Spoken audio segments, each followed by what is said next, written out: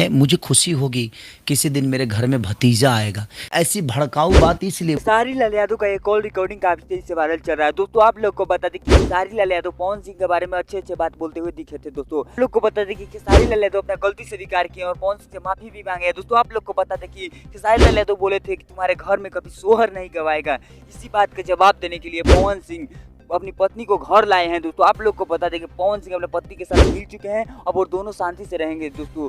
आप लोग को बता दें कि आज के डेट में पवन सिंह लोगों के दिलों पर राज कर रहे हैं दोस्तों, अपने पत्नी से मिलकर। उसी बात पे खेसारी लाल यादव चिढ़ चुके हैं। खेसारी लाल यादव का पब्लिसिटी कम हो रहा है, इसीलिए खेसारी लाल यादव का एक कॉल रिकॉर्डिंग काफी तेजी से वायरल चल रहा है दोस्तों। आप लोग को बता दें कि खेसारी लाल यादव पवन सिंह के बारे में कुछ टिप्पणी किए हैं, जिससे उनको ट्रोल भी किया जा रहा है और खेसारी लाल यादव से मजे भी ले रहे हैं लोग दोस्तों। आप लोग को बता दें कि खेसारी लाल यादव पवन सिंह से माफी भी मांगे हैं, बोल रहे हैं कि जो पहले बोले हैं उसको माफ कीजिएगा, आगे अच्छे से काम करते हैं और आप अपने पत्नी को लेकर आए, उसकी बधाई है और भतीजा बहुत जल्दी आएगा दोस्तों। आप लोग को बता दें कि खेसारी लाल यादव भतीजे के इंतजार में हैं और देखते हैं पवन सिंह का बेटा कब होता है। जब पवन सिंह मिल चुके हैं तो उनका बेटा होना भी जरूरी है। देखते हैं कि पवन सिंह का बेटा कब आता है, हम लोग छोटा पवन कब देखने को मिलता है फैंस को। तो आप लोग को बता दें कि पवन सिंह अपने पत्नी के साथ मिलकर अब अच्छे काम करने के लिए रेडी है दोस्तों। आप लोग को बता दें कि अब चुनाव में कदम रखने वाले हैं, इसलिए अब कोई विवाद नहीं चाहते हैं, इसलिए अपने पत्नी को भी घर ले आ दिए हैं कि जिससे कोई विवाद ना हो, मेरी पत्नी कोई सवाल ना खड़ा करे।